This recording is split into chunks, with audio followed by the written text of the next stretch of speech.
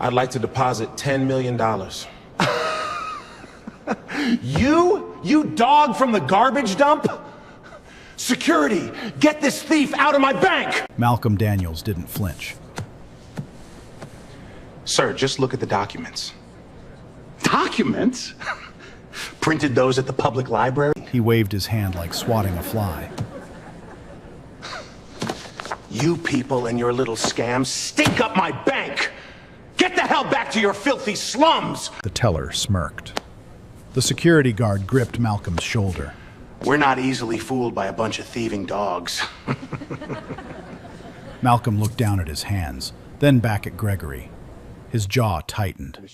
Because what Gregory Ashford didn't know, what no one in that building knew, was about to turn his entire world inside out.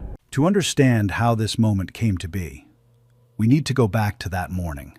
The morning Malcolm Daniels drove into Caldwell, Virginia, the fog sat low over the Blue Ridge foothills like a gray wool blanket draped across the valley.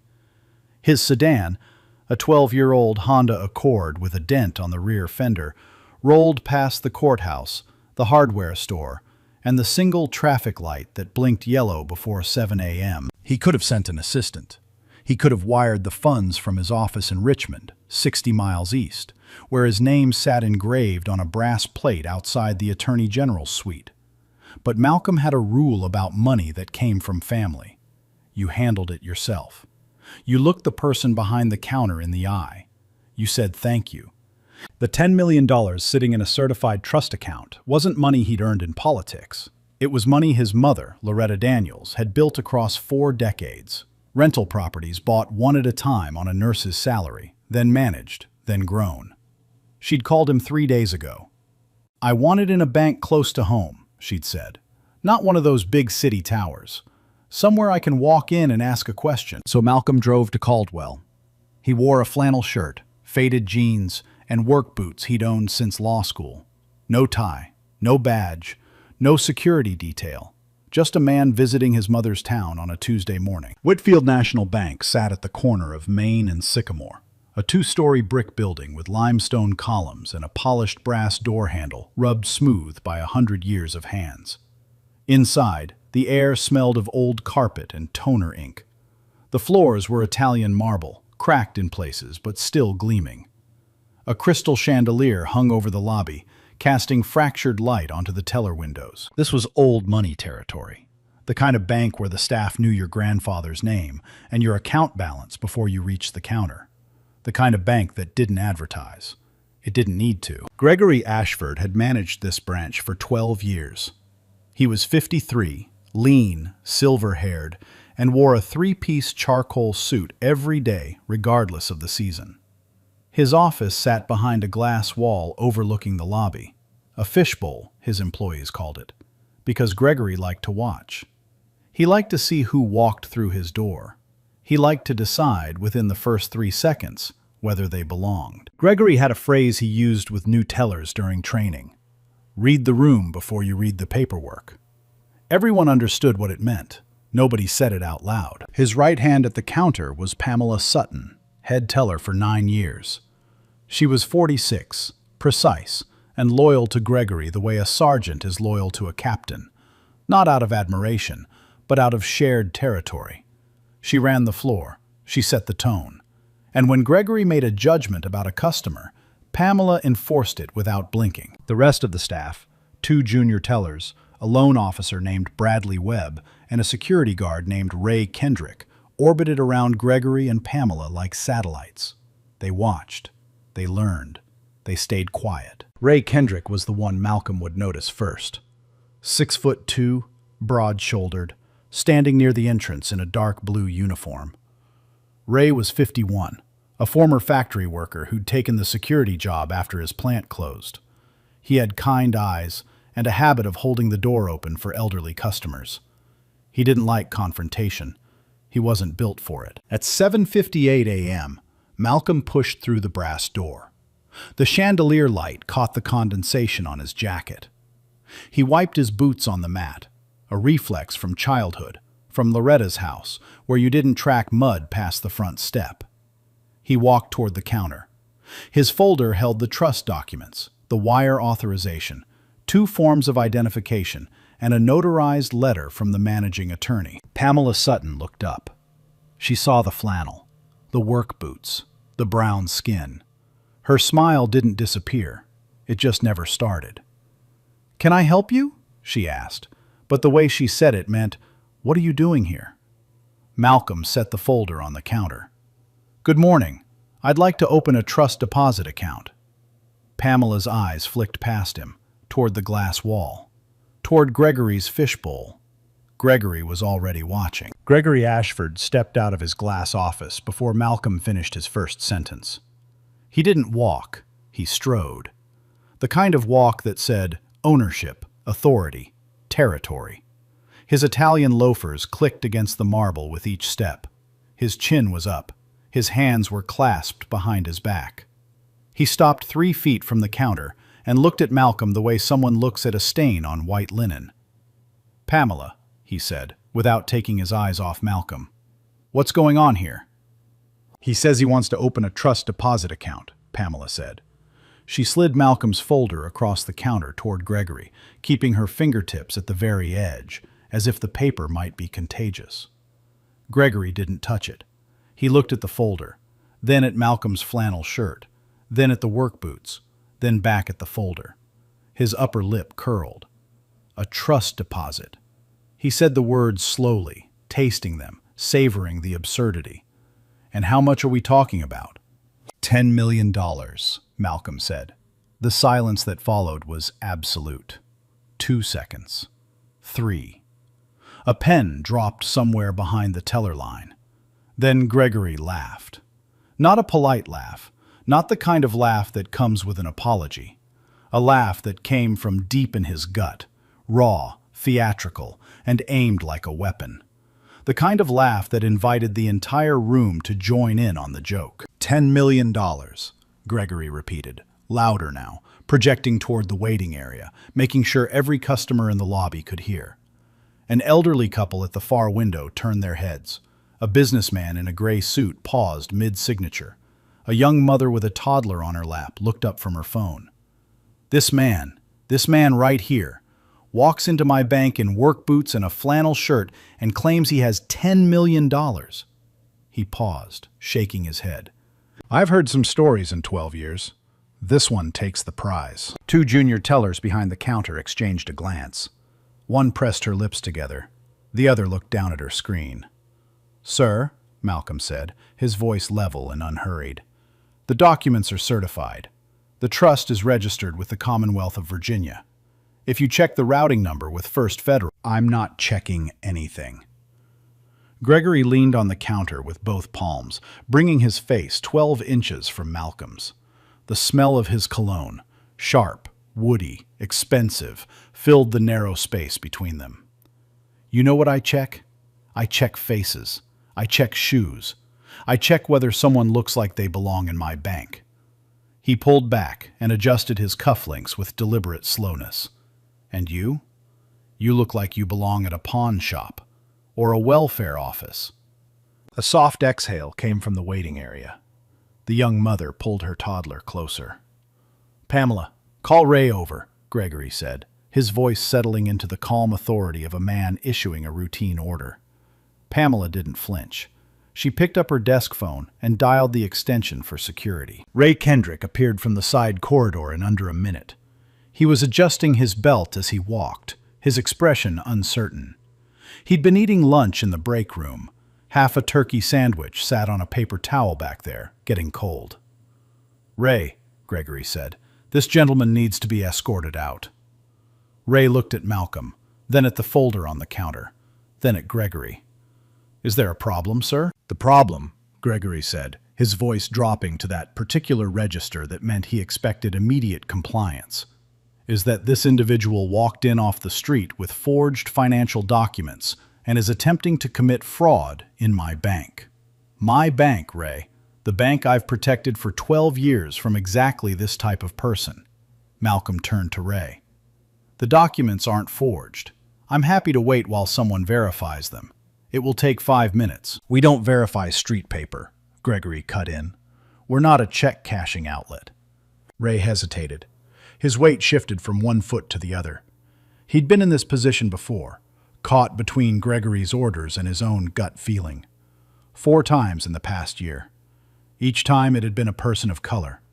Each time he'd followed orders.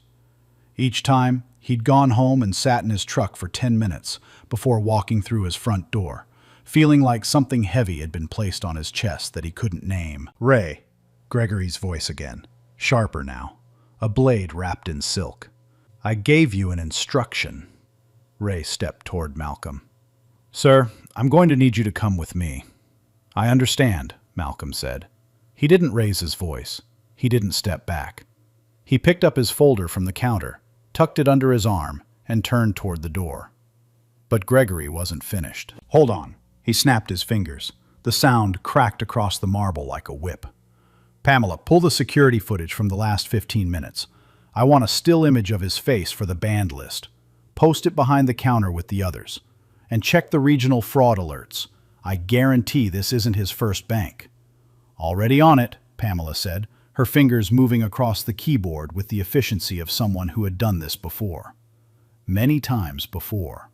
Malcolm stopped walking. He turned back slowly. "You're banning me from a bank where I haven't committed a crime, opened an account, or raised my voice? Based on what, exactly?" "Based on 12 years of experience," Gregory said. He folded his arms across his charcoal vest. "Based on pattern recognition. You think you're the first person to walk in here with a fake cashier's check and a made-up story about a trust fund? I've seen dozens. Same routine, same clothes, same look." He let that last word hang in the air. Everyone in the room understood what it meant. A woman in a beige cardigan, sitting in the waiting area near the loan desk, shifted in her seat. She had been watching since Gregory raised his voice. Now she lifted her phone off her lap and held it at a careful angle, not obvious, but steady. The recording light was a small red dot near the top of the screen. She didn't say a word. Bradley Webb, the loan officer, watched from behind his desk. His pen had stopped moving 5 minutes ago. His mouth was slightly open, as if he wanted to say something but couldn't find the words or the courage. He looked at his desk instead. "You know what your problem is?" Gregory stepped toward Malcolm again. His voice had the quiet cruelty of someone who believed he was untouchable, who had never been wrong in his own building, who had never faced a consequence that wasn't written by his own hand. "You don't know your place. Men like you see a nice building, a nice lobby, and you think you can walk in and pretend you're somebody. But you're not somebody. Not in this bank. Not today." Malcolm's eyes didn't waver. He looked at Gregory the way a surgeon looks at an X-ray, studying, cataloging, recording every fracture. "Are you going to call the police?" Malcolm asked. His tone was so even it unsettled the room more than shouting ever could. "Oh, I'm considering it," Gregory said, rocking back on his heels. "Attempted fraud. Trespassing after being asked to leave. Maybe I'll add threatening behavior. You've been quite aggressive since you walked in." "I haven't raised my voice once." "That's your version." Gregory's smile was thin and sharp, the kind of smile that expected no challenge and had never received one. "Pamela, call the Caldwell Police Department. Tell them we have a suspicious individual refusing to leave the premises. Possible forged documents. Possible intent to defraud. Tell them to send someone quickly." Pamela picked up the phone without a breath of hesitation. She dialed. She gave the address. She described Malcolm. Black male, mid-40s, flannel shirt, as if reading from a menu. Malcolm stood in the center of the lobby, folder under his arm, surrounded by marble and chandelier light, and the eyes of 14 people who said nothing. Ray Kendrick stood 2 feet behind him, close enough to grab but not yet touching, a private compromise between duty and doubt. The elderly couple at the window pretended to review their statements. The businessman in the gray suit had packed his briefcase and was moving toward the exit. He didn't want to be part of whatever was happening. Nobody did. But nobody stopped it either. Malcolm breathed in through his nose, out through his mouth. He could feel the leather of the folder, warm now from being held so long. Inside it, Next to the trust documents and the wire authorization and 2 forms of identification was a business card embossed with the gold seal of the Commonwealth of Virginia. 5 words in raised ink. Malcolm E. Daniels, Attorney General. He didn't reach for it. Not yet. The cruiser pulled into the parking lot 4 minutes after Pamela's call. The siren was off, but the lights were on, red and blue cycling across the bank's limestone facade, painting the columns in alternating color. Through the front windows, every person in the lobby turned to look. 2 officers walked through the brass door. The first was Dale Whitmore, 28, square jaw, buzz cut, shoulders built for a football field. He wore his authority like an oversized coat, filling every room with the sheer volume of his presence. His hand rested on his belt, 2 inches from the holster. Not gripping, just resting. Just making sure everyone noticed. Behind him was Nina Voss, 44, 15 years on the force, reading glasses hanging from a lanyard around her neck. She walked slower. She scanned the room before she crossed the threshold. She had a notepad out before she reached the counter. Gregory met them at the door, like a host greeting dinner guests. His handshake with Whitmore was firm and familiar.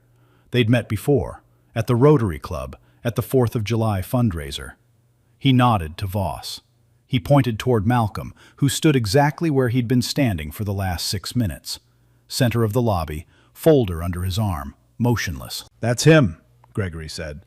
"Walked in off the street with forged documents claiming to have $10 million. When I confronted him, he became aggressive. Refused to leave. My security guard and my head teller can both confirm." Ray Kendrick stood by the pillar near the entrance. He opened his mouth, then closed it. He didn't confirm. He didn't deny. He looked at the floor and felt his stomach tighten into a fist. Pamela, however, stepped forward. "He was confrontational from the moment he walked in," she said. "Raised his voice. Refused to cooperate when Mr. Ashford asked him to leave. I felt unsafe." She delivered every word with the precision of someone who had rehearsed this particular testimony in her head many times. Not for this man specifically, but for the idea of this man. Whitmore crossed the lobby in 5 long strides. He didn't introduce himself. He didn't ask Malcolm's name. "Sir, I need you to face the wall and place your hands behind your back." Malcolm looked at him. "Officer, I'm happy to cooperate, but I'd like to understand what I'm being detained for." "You're being detained for suspected fraud and trespassing," Whitmore said. His voice carried the rehearsed flatness of a man who had memorized the script. "Now face the wall. I haven't committed fraud. I have legitimate, certified documents. I haven't been asked to leave by law enforcement, only by a bank employee who refused to verify my paperwork." Whitmore's jaw tightened. He wasn't used to pushback. Not calm pushback. Not the kind delivered in complete sentences with steady eye contact and no flinch.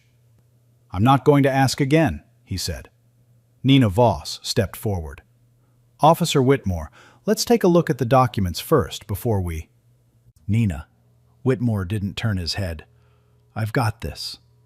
Gregory leaned against the counter, arms folded, watching the scene with the satisfaction of a man watching the final act of a play he'd directed himself. "Officers, I want to be very clear. This man threatened my staff. He tried to pass forged documents worth $10 million. That's not a misunderstanding. That's a federal crime." "I didn't threaten anyone," Malcolm said. His voice was steady as a heartbeat. "And those documents are real." "They're not real," Gregory snapped.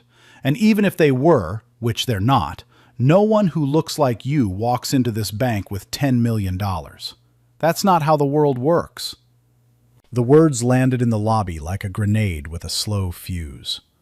The elderly couple at the far window stopped pretending to read their statements. The young mother clutched her toddler tighter. Bradley Webb, the loan officer, set his pen down and placed both hands flat on his desk, as if steadying himself. Whitmore reached for Malcolm's arm. Malcolm didn't resist.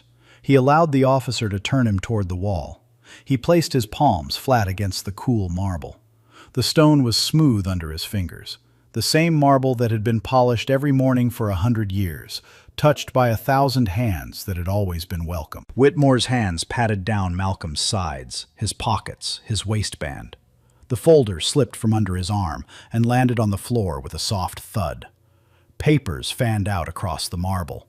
The trust certificate, the wire authorization, 2 forms of identification, the notarized letter from the managing attorney. The gold seal of the Commonwealth of Virginia caught the chandelier light for a brief moment before the pages settled flat. Nobody picked them up.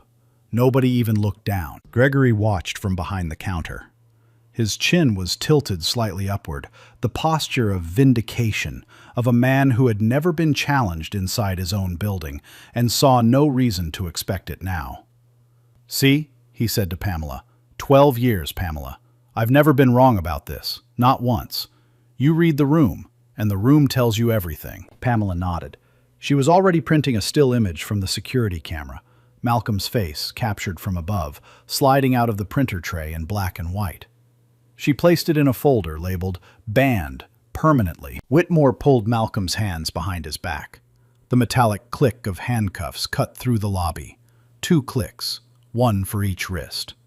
The steel was cold against his skin, pressing into the bones. Malcolm felt the ratchet mechanism lock into place, felt the weight of it settle across the small of his back. "Is this necessary?" Malcolm asked. "I'm cooperating fully." "Standard procedure," Whitmore said. It wasn't standard procedure. Both of them knew it. Nina Voss knew it too.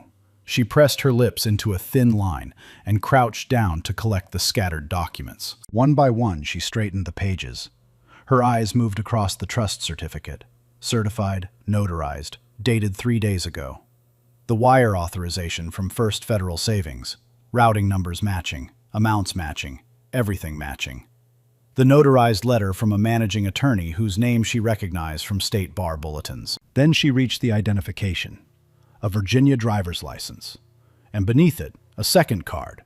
Heavier stock, embossed, with a gold seal she had seen only in official briefings and on the evening news. Her hands stopped moving. She read the card twice. Then she stood up. "Dale?" Her voice was different now, quiet, firm, and edged with something that might have been alarm. "You need to see this." "Not now, Nina." "Dale." She held the card at her side, face down. "You really need to see this. Right now." "I said not now." Whitmore was already guiding Malcolm toward the front door. One hand on the cuffs, the other on Malcolm's shoulder blade. The lobby parted. The elderly couple pressed flat against their chairs. The young mother turned her child's face into her shoulder. Bradley Webb stood up from his desk but went nowhere, frozen between instinct and inertia. The woman in the beige cardigan kept filming. Her hand trembled slightly, but the phone stayed steady. She had been recording for 9 minutes. The video would reach 14 million people within 48 hours, but she didn't know that yet. All she knew was that she couldn't look away. Outside, the cruiser sat with its lights still cycling. Red, blue, red, blue. The sun had burned through the morning fog. Malcolm felt the warmth on his face as Whitmore walked him through the brass door and down the 3 limestone steps. The parking lot smelled of hot asphalt and fresh-cut grass. A sprinkler ticked across the street, rhythmic and indifferent. Whitmore opened the rear door of the cruiser. "Watch your head." Malcolm ducked into the back seat. The vinyl was cracked and sun-warm. The partition was scratched plexiglass, smudged with old fingerprints. He sat upright, hands cuffed behind him, documents scattered on a bank floor he was no longer inside. Through the window, he could see the bank's front sign, Whitfield National Bank, serving our community since 1952. The gold lettering caught the sun. Community. The word sat in his mind like a splinter. Nina Voss walked out of the bank 30 seconds later. She carried the folder, documents reassembled, the embossed card on top. She crossed the lot in quick strides and leaned into the open driver's window. "Dale, we have a serious problem." "What kind of problem?" "The kind where you take off those handcuffs, right now, before this gets worse than it already is." "Nina, the bank manager filed a formal complaint. We followed procedure. The documents are real. Nina's voice was low and immovable. The trust is registered. The wire authorization is legitimate, and the second ID in that folder is a Commonwealth of Virginia executive credential. Do you understand what I'm telling you? Whitmore stared at her. A what?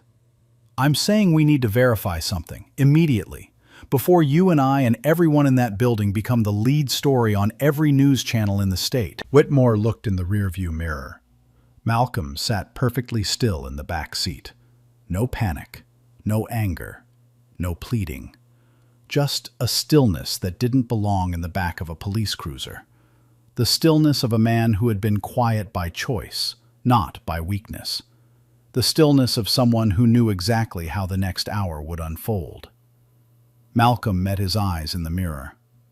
"I'd like to make one phone call," he said. Whitmore handed Malcolm his phone through the partition slot. Malcolm dialed a number from memory. No contacts, no scrolling. 7 digits he could recite in his sleep.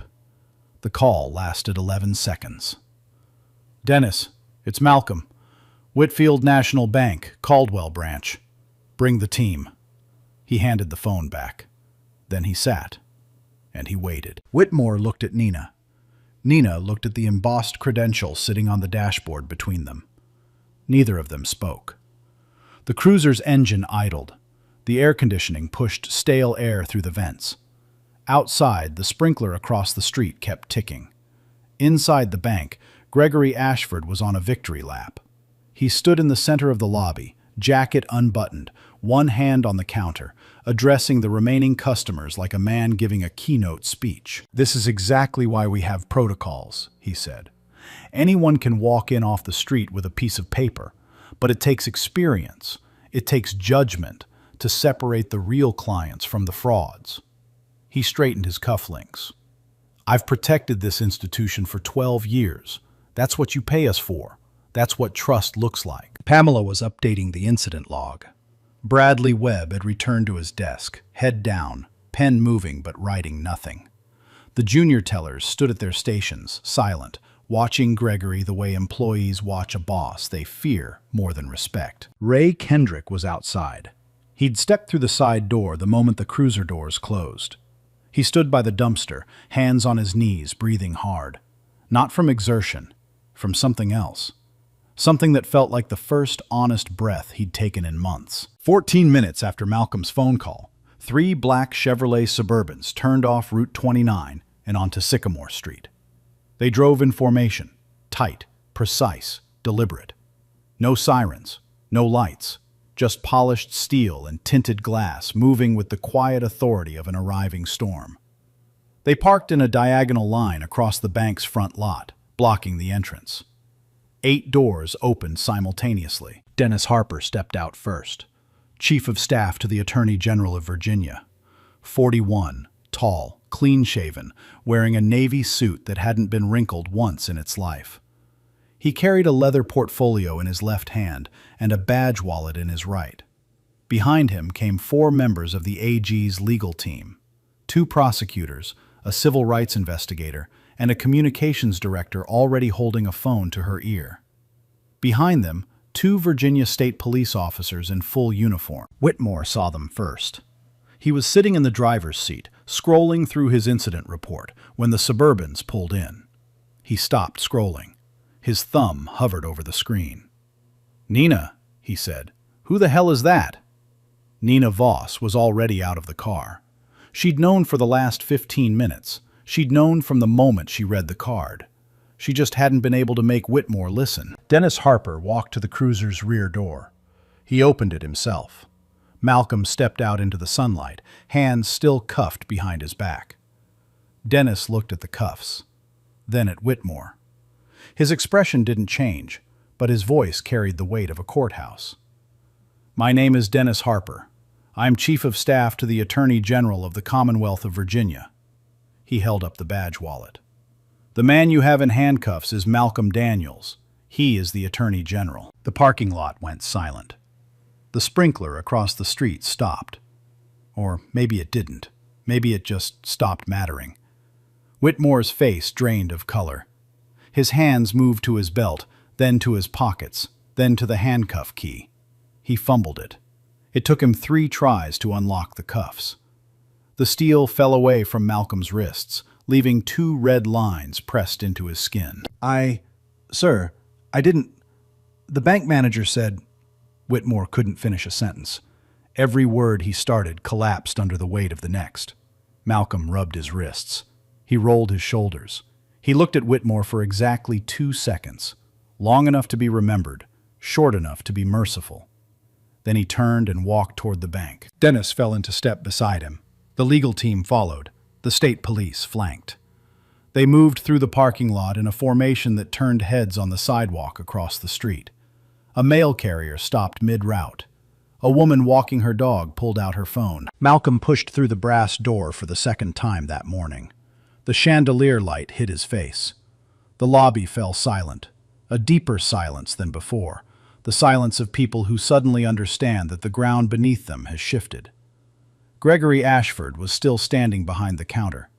He saw Malcolm first, then Dennis, then the badges, then the state police uniforms, then the legal team spreading out across his lobby like a net closing around a single point. His mouth opened. Nothing came out. Malcolm walked to the center of the marble floor, the same spot where he'd been searched, the same spot where his documents had been scattered, the same spot where he'd been called a thief. He looked at Gregory. "I came here to make a deposit," he said. "What I found was a pattern." Gregory's legs buckled. He caught himself on the counter. His face was the color of old paper. "Sir, Mr. Daniels, I didn't... There's been a terrible..." "There's been no misunderstanding," Malcolm said. "There's been a decision. Every step of this morning was a decision, and every decision has a consequence." "Okay, hold on. I gotta stop here. Dude got called a thief, cuffed in his own damn bank, and not one person in that lobby spoke up. Tell me honest, would you have? 'Cause real talk, I'm not even sure I would have." Gregory Ashford began talking before his brain could catch up with his mouth. The words tumbled out, fast, broken, desperate. "Mr. Daniels, sir, this was a misunderstanding. A terrible, terrible misunderstanding. I was following protocol. We have security protocols. I was protecting the bank. I was protecting the customers. I didn't know..." "You didn't know what?" Malcolm said. He didn't raise his voice. He didn't need to. "You didn't know I was the Attorney General? Is that the part that matters to you? That you did this to someone with power, not that you did it at all?" Gregory's mouth moved, but nothing came out. His hands gripped the edge of the counter. His knuckles were white. Dennis Harper stepped forward. He opened his leather portfolio, removed a single sheet of paper, and placed it on the counter in front of Gregory. The document bore the seal of the Office of the Attorney General. "This is a formal notice of investigation," Dennis said, "effective immediately. The Attorney General's office will be conducting a comprehensive review of this branch's practices, including hiring patterns, service complaints, and incident reports filed against customers of color over the past 10 years. Gregory stared at the paper. He didn't pick it up. He didn't touch it. He stared at it the way a man stares at a diagnosis he already suspected, but hoped would never be spoken aloud. Pamela Sutton had stopped typing. Her hands hovered over the keyboard, frozen mid-keystroke. Then she pushed back from her desk and stood up. Tears were already forming in her eyes. Not tears of remorse, but tears of exposure. The tears of someone who had lived comfortably behind a closed door that had just been kicked open. "I was just following Gregory's direction," she said, her voice cracking. "Everything I did, he told me to do it. The incident logs, the band list, the way we handled walk-ins who didn't look like regular clients. That was all him." Gregory turned to her. "Pamela, don't." She held up her hand. "Don't put this on me. Not now." The fracture between them was instant and total. 12 years of partnership, of shared glances and coordinated judgments, collapsed in the space between 2 sentences. One of the state police officers approached Whitmore, who was standing at the edge of the lobby, hands at his sides, staring at a point on the floor that didn't exist. "Officer Whitmore," the state trooper said, Your commanding officer has been notified. You are relieved of duty pending an internal affairs review. Please surrender your service weapon and badge. Whitmore unclipped his holster with shaking hands. He set the weapon on the nearest desk, then the badge. The metal clinked against the wood, a small sound that carried across the silent lobby like a bell. Nina Voss stood by the entrance, arms crossed, watching. She didn't speak. She had tried. She had told Whitmore to look at the documents. She had said the words. But trying wasn't the same as stopping it. And she knew she'd carry that distinction for a long time. Ray Kendrick walked back inside through the side door. He saw the state police. He saw the legal team.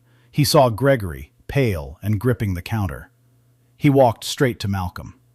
"Sir," Ray said. His voice was low and rough. "I should have stopped it. I saw what was happening, and I didn't speak up. That's on me." Malcolm looked at him. "You're the only person in this building who hasn't lied to me today." Outside, the first media van pulled into the parking lot. Then a second. Then a third. Satellite dishes extended like mechanical flowers turning toward the sun. Reporters climbed out, microphones in hand, cameramen already rolling. The woman in the beige cardigan was standing on the sidewalk, her phone in her hand, talking to a producer from Channel 7. Her video had already been uploaded. It had been live for 6 minutes. It had 40,000 views. Gregory Ashford was escorted out of the bank by a state trooper at 9:47 a.m. He walked through the same brass door he'd ordered Malcolm thrown out of. He passed the same limestone columns. He stepped down the same 3 steps. But this time, 4 cameras were pointed at his face. This time, the light didn't feel warm. It felt like an interrogation lamp. He ducked into the back of an unmarked vehicle. The door closed. The vehicle pulled away. Inside the bank, Malcolm stood in the center of the lobby. Dennis was on the phone with the governor's office. The civil rights investigator was taking statements. The communications director was drafting a press release. And Pamela Sutton's still image of Malcolm, the one she'd printed for the band, permanently folder, sat on the counter, face up, where everyone could see it. Nobody had touched it. Nobody had removed it. It was evidence now. The video hit the internet at 10:15 a.m. By noon, it had 2 million views. By midnight, 14 million. The hashtag Justice for Malcolm trended nationally for 3 consecutive days. The hashtag Whitfield Bank trended alongside it, but for very different reasons. The woman in the beige cardigan, her name was Sarah Ellison, a retired school teacher who had come to the bank to deposit a pension check, became the unlikely documentarian of the entire incident. Her 9-minute video captured everything. Gregory's laugh, the snap of his fingers, Pamela's phone call describing Malcolm as black male, mid-40s, flannel shirt, the handcuffs clicking shut, Malcolm's calm refusal to break. Cable news played it on a loop. Social media dissected every frame. Legal analysts circled Gregory's words with red digital markers, pausing on the phrase, "No one who looks like you walks into this bank with $10 million. That phrase became a headline, then a protest sign, then a billboard on Interstate 64 outside Richmond, paid for by a civil rights organization that raised the funds in 48 hours. The investigation moved fast.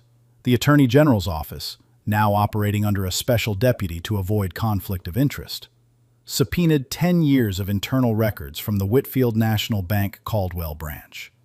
What they found was not a single incident. It was a system. Over the past 8 years, 43 complaints had been filed against the branch by customers of color. 31 involved service refusals. 14 involved police being called without cause. 9 involved physical removal by security. Every single complaint had been logged by Pamela Sutton, filed in a cabinet behind her desk, and never forwarded to the corporate office. The cabinet held 3 drawers. All 3 were full. Gregory Ashford had created a screening system he never wrote down, but every employee understood.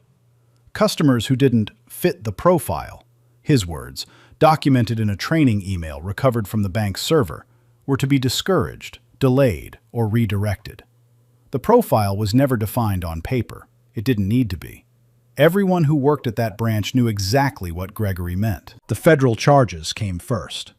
The U.S. Attorney for the Western District of Virginia charged Gregory Ashford with 2 counts of violating federal civil rights statutes, 1 count of filing a false police report, and 1 count of conspiracy to deny equal access to financial services. The indictment was 12 pages long. It read like a manual for institutional discrimination. Gregory's attorney entered a plea of not guilty. The trial lasted 9 days. The jury deliberated for 3 hours. They found him guilty on all counts. The judge, a 61-year-old former public defender named Catherine Harwell, sentenced Gregory to 4 years in federal prison and a lifetime ban from the financial services industry. During sentencing, she addressed him directly. "Mr. Ashford, you were entrusted with serving a community. Instead, you built a gate and decided who deserved to pass through it based on the color of their skin. This court will not treat that as a lapse in judgment. It was a practice. It was intentional, and it will be punished accordingly." Gregory stood in a gray suit, not charcoal this time, not 3-piece, and said nothing. His hands were clasped in front of him. His chin was not tilted up. Officer Dale Whitmore faced a separate proceeding. The Internal Affairs Review concluded that he had conducted an unlawful arrest. No probable cause, no verification of the complaint, no attempt to review the documents Nina Voss had repeatedly asked him to examine. He was terminated from the Caldwell Police Department. The Commonwealth Attorney charged him with unlawful detention and deprivation of rights under color of law. He was convicted and sentenced to 2 years, suspended to 18 months, with mandatory community service and retraining. During his hearing, Whitmore read a prepared statement. "I followed the lead of someone I trusted without doing my own due diligence. That's not an excuse. It's a failure." Nina Voss sat in the gallery. She didn't nod. She didn't react. She had tried to stop it. She would always know that trying wasn't enough. Pamela Sutton was terminated and charged with accessory to filing a false report and obstruction. She pleaded guilty in exchange for a reduced sentence, 2 years probation, 500 hours of community service, and a permanent ban from employment in the financial sector. The judge noted that her role had been not passive participation, but active enforcement, and recommended the ban be upheld nationally. The corporate fallout was equally severe. Harrison Whitfield III, the CEO and third-generation owner of Whitfield National Bank, resigned under pressure from the board of directors after an emergency shareholder meeting. The Department of Justice opened a consent decree investigation. The bank was fined $28 million, the largest civil rights penalty against a regional bank in Virginia history. An independent compliance monitor was installed for 5 years. But Malcolm Daniels wasn't finished. He didn't want a fine. He didn't want an apology tour. He wanted a structure. 3 weeks after the trial, he stood at a podium in the Virginia state capitol and introduced the Banking Equality and Accountability Act, a proposed state law requiring all financial institutions operating in Virginia to install service area cameras with mandatory retention periods, conduct annual bias audits by independent reviewers, implement standardized customer service protocols that eliminated discretionary refusals, and report all police calls initiated against customers to a centralized oversight board. The bill passed the state Senate in 11 weeks. It passed the House in 14. The governor signed it on a Tuesday morning in January, the same day of the week Malcolm had walked into the Caldwell branch with a leather folder and a flannel shirt. The signing ceremony was held on the Capitol steps. Malcolm stood beside the governor, behind a lectern, in front of 200 people and 9 cameras. He wore a suit this time. Dark navy, pressed white shirt. No tie. He never wore a tie. He didn't give a long speech. He said 12 words. The law doesn't change hearts, but it can change what happens next. The crowd applauded. The cameras flashed. And somewhere in a federal detention facility outside Roanoke, Gregory Ashford sat in a concrete room and watched the signing on a wall-mounted television. He didn't change the channel. He watched every second. 1 year later, the Caldwell branch reopened under a new name. The brass letters that had once spelled Whitfield National Bank had been removed. In their place, bolted to the same limestone facade, was a new sign. Commonwealth Community Bank. The old name was gone. The building remained. Same marble, same chandelier, same 3 steps leading up from the parking lot. But the air inside felt different. The silence felt different. It was the silence of a place that had been forced to look at itself and hadn't yet decided what it saw. The staff was almost entirely new. A new branch manager, a woman named Denise Calloway, recruited from a credit union in Norfolk, ran the floor with a policy that was written on paper, posted behind the counter, and applied to every person who walked through the door, regardless of what they were wearing. The band list was gone. The cabinet behind Pamela's old desk, the one with 3 full drawers of buried complaints, had been emptied by federal investigators and replaced with a digital reporting system that routed every incident directly to the state compliance board. There was no more filing things away. There was no more forgetting. Ray Kendrick still worked there. After the investigation, he had submitted his resignation. Malcolm's office called him 2 days later. Not to prosecute, not to question, to offer him something he hadn't expected. A position in the bank's new compliance department, funded through the consent decree, with training provided by the Attorney General's Civil Rights Division. Ray accepted. He started the following Monday. He was the first employee through the door. He didn't stand by the entrance anymore. He sat at a desk near the loan office, reviewing service protocols and flagging irregularities. He still held the door open for elderly customers when he passed by. Some habits didn't need changing. Nina Voss was promoted to sergeant.